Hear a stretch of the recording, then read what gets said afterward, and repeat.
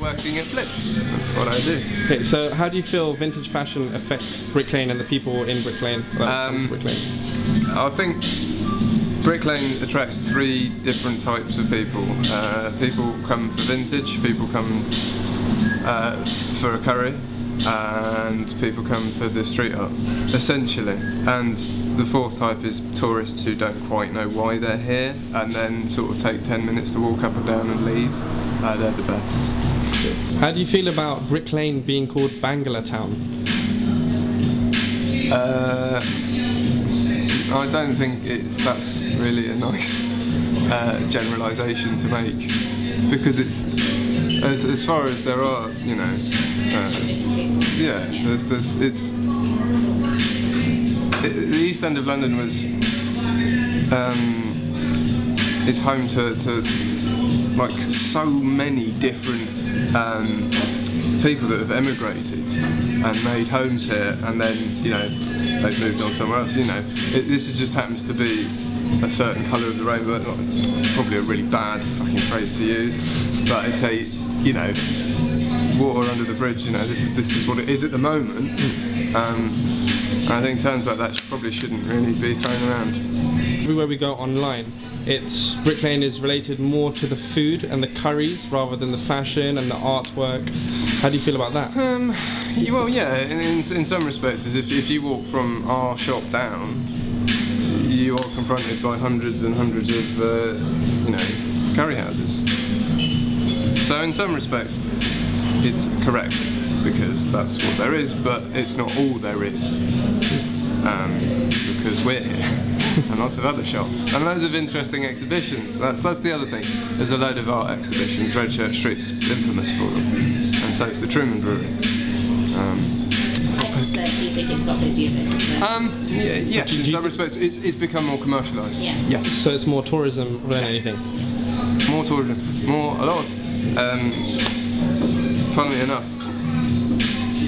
now I'm going to make some generalisations. You get a lot of lads from Essex coming and shopping in vintage shops now, which I find really, really bizarre. And they've sort of taken skinny jeans and trainers to another level that I can't quite cope with. Speaking about it, what's the place to be for the new people coming and the tourists, like, place to hang out? As a tourist? Yeah. I think tourists should be actively encouraged to veer off from, like, the main street. Sorry? Yeah, and actually explore themselves rather. You see people just in a book. Do you think if Brick Lane has any room to grow, what do you think it can become? As you said, you reached this peak, so do you think? Do you know what, I think the art hopefully will take over, because there's, even on this road, was used for a photography studio, and there was another one down there. I'd like it to be more of a Red Church Street, to be honest, because that's a really, like, interesting, unusual, you know, there's always exhibitions on. There's a slight variety of restaurants.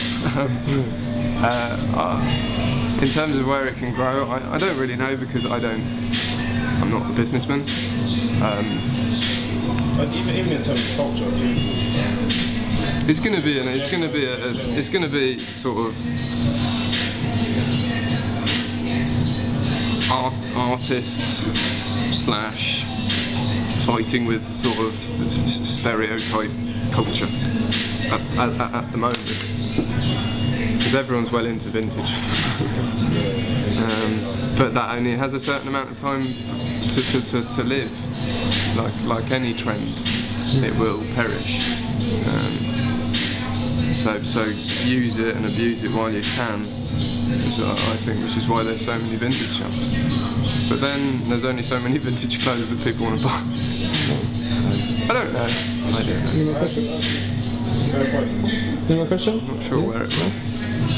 Thank you. I hope I haven't offended anyone.